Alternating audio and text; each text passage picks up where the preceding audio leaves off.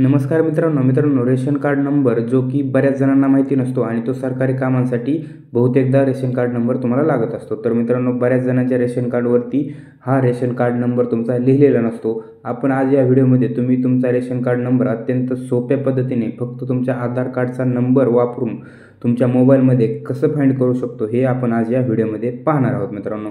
तर एकदम सोपी पद्धत आहे मित्रांनो। व्हिडिओला शेवटपर्यंत पाहायचा आहे मित्रांनो। चॅनलवरती नवीन असाल तर चॅनलला सबस्क्राइब करून ठेवा। असेच व्हिडिओ आपण या चॅनलवरती घेऊन येत असतो। चला तर मग व्हिडिओला।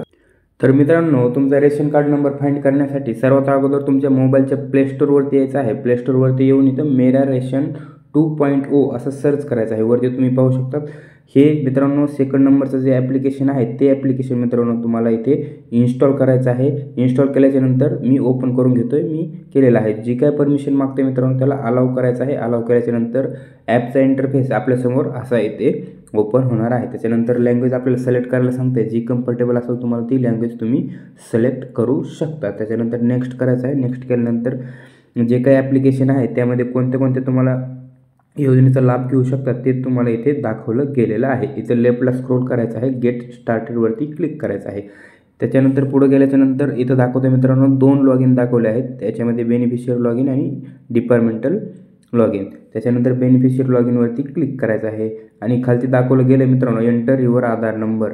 इथं मित्रांनो तुमचा आधार नंबर तुमच्या फॅमिलीमधला कोणाचाही आधार नंबर येथे तुम्ही टाकू शकतात। येथे मित्रांनो आधार नंबर टाकून झाल्याच्यानंतर खाली जो कॅप्चा आलेला आहे तो कॅप्चा इथे तुम्हाला पूर्णपणे व्यवस्थितपणे टाकून घ्यायचा आहे। कॅप्चा जसाच तसा टाकून घ्यायचा आहे मित्रांनो, जसा दिलेला आहे तसा। त्याच्यानंतर मित्रांनो लॉग इन विथ OTP वरती क्लिक करायचं आहे। OTP सफलतापूर्वक भेजा गया। मित्रांनो, जो तुमच्या मोबाईल नंबरला आधार कार्डला जो मोबाईल नंबर लिंक आहे त्या मोबाईल नंबरवरती इथे तुम्हाला OTP आलेला असेल तो OTP इथे तुम्हाला टाकायचा आहे। मित्रांनो, ते OTP टाकून इथे व्हेरीफायवरती क्लिक करायचं आहे। व्हेरीफाय OTP होईल। त्याच्यानंतर मित्रांनो तुम्ही इथे एमपिन इथे क्रिएट करू शकता, जसं की ॲप वगैरे ओपन करताना तुम्ही तिथे पिन सेट करू शकता। क्रिएट नाववरती क्लिक करून तुम्ही तिथे पिन सेट करू शकता। मी स्किप करतोय। स्किप केल्याच्यानंतर ॲपचा इंटरफेस आपल्यासमोर असा ओपन होणार आहे।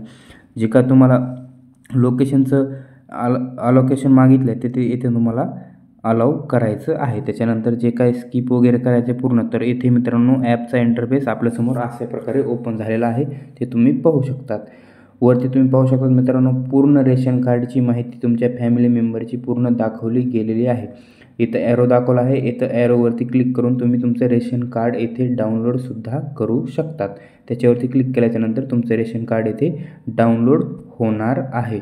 तुम्ही डाउनलोड झालेलं रेशन कार्ड हे अशा प्रकारे पाहू शकतात।